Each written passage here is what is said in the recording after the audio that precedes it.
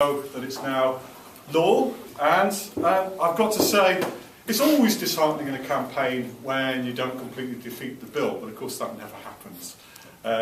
You get compromises, you get concessions along the way, and we got that. We certainly are at a better place than when we started with this bill, and undoubtedly, I mean, there's coalitions, alliances being formed over the last year that I think will stay. I think we definitely have a sort of a body of campaigning knowledge and ability that perhaps we didn't have before over legal aid and access to justice issues. So there's hope for the future, because certainly LAG, and I know other organisations in this room, these are issues that aren't going to go away.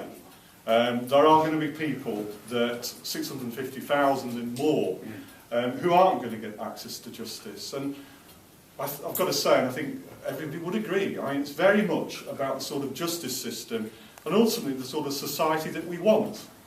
Do we want a society that's profoundly unfair? Because that's what we're going to get with a justice system that's increasingly about rich people, Russian millionaires or billionaires, and the people that are just trying to take on the state very often, or large vested interests. I mean, part 2 of the bill was very much about that.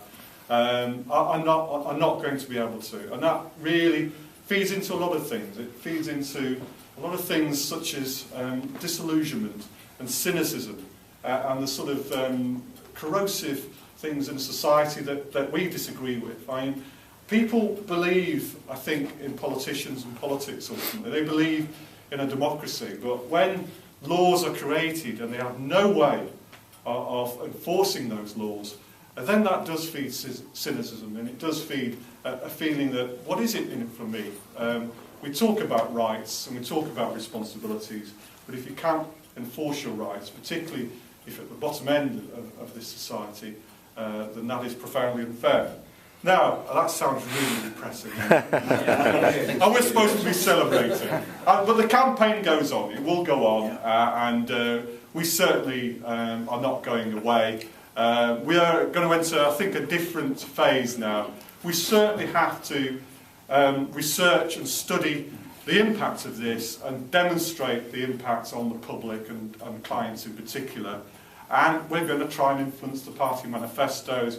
We're going to continue the fight, but in a different way, because clearly there's not the focus of the legislation, though there are regulations to come. That's the thing with legal aid, and we'll shut up in a minute. But you get a lot of secondary legislation, you get a lot of statutory instruments, a lot of potential to affect things, and certainly that's what we're going to be doing over the next weeks and months, because the devil is always in the detail with legal aid and access to justice, as you'd expect anything to do with lawyers. Now, it was very much a campaign, I think, where we won the argument but perhaps lost the votes, but we won 14 votes. I think some people in the room would say, well, the opposition and the crossbenchers won them. You're just the guys behind the scenes. But it was very heartening to see what happened and the quality of debate, really, in the House of Lords particularly. It certainly struck many of us that the Lords and the crossbenchers in particular are independently minded and principled when it comes to their votes. Now, I won't mention party political politics, but there were some shocking omissions, perhaps, in the votes, let's say. However, a few people I've got to mention, and I know the list could go on. Top of that list, for me, and many people, I'm sure, is Tony Newton, who obviously can't be here. He, I think, was the embodiment of what the House of Lords and independent principled peers can do in an unelected House of Lords. I think single-handedly many of us were nearly convinced that actually not having an elected House of Lords was a good idea. And I will say no more than that, given the Queen's speech. But he's greatly missed, and I think he really did demonstrate our parliamentary system at its best. A few, Imran and Eva, as people will know in the room, they played a great role in this, researching giving the bullets to fire to the politicians, and working with us as well. We were really struck by how open and able they were to talk to us and actually take our briefings, you know, bring up and clarify if they want to know anything further. In fact, clarify and ring up at length, some of us, but I don't resent that at all. I'd rather have dialogue than no dialogue at all. And they played a stirring role in all of this, and they should be praised because, you know, I know how appreciation, how hard their job is. I mean, they're working 12 hours a day or more when a bill is going through. So well done. Yeah. Somebody else that should be mentioned in dispatches, I've got to say, and he's lurking at the back of the room as he tends to do, is James Sandbach. James was both a conduit with the Lib Dems and Citizens Advice, which is an important part of the alliance. So well done, James. And James really did go beyond the call of duty, accosting peers in the toilet and advising them which way to vote. I mean, that's the way Liberal Democrats do things. That's all you got right. No, amazing work, and again, a lot of it behind the scenes, and again, somebody who really does put in the hours and believes in access to justice, and clearly works for an organisation that's at the forefront of this. So well done, James, it's got to be said. I am going to miss people in this room, and I'm really sorry, but I've got to mention the politicians. Andy Slaughter's not here. I don't know Jman gave him a lot of the bullets, but he did a great job on the bill committee, as did a few, well, quite a few of Labour and obviously Green PSC, who's been around the houses anyway on these issues.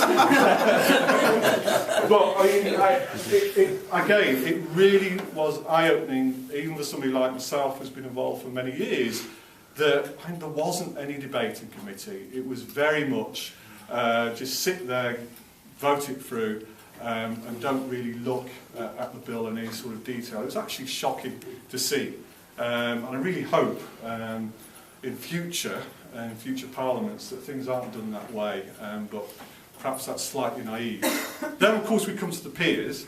We have Jerry Beecham here, who was Willie's second, I suppose, that's in the bar terms, that's what you'd call it. And Willie back himself. I mean, Willie's stepping down, but again, he had a very difficult job. I think the main thing about Willie, it's got to be said, he's a consensus builder. He did a really good job, I think, in terms of not alienating the crossbench peers, and certainly reaching out to Lib Dems as well, and working very closely with the people that were lobbying around them, and ensuring that it wasn't a partisan issue. Certainly the amendments that we got, I think, demonstrated that.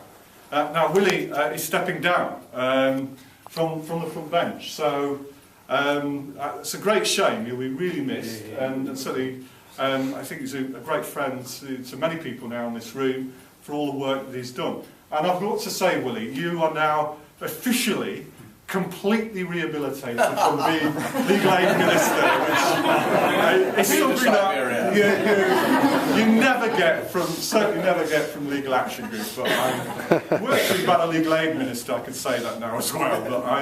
But Willie was instrumental, I think, in getting as far as we did with this bill, so well done.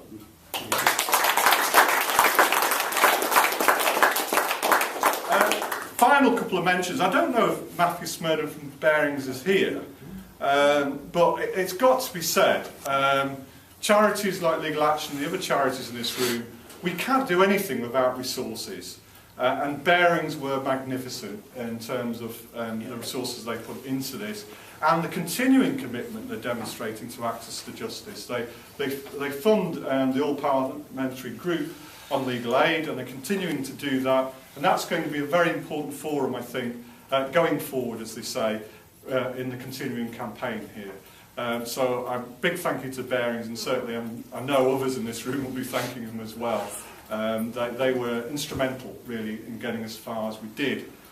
Now, the final thanks is a joint thanks, of course, to Gail and Will. They were the campaign manager for Justice for All, and they brought an enormous amount of commitment and expertise to this.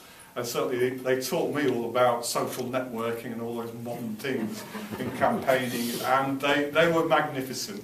And they were people, again, that put in the hours in terms of working on this bill, and I think we all owe them an enormous debt of thanks for that.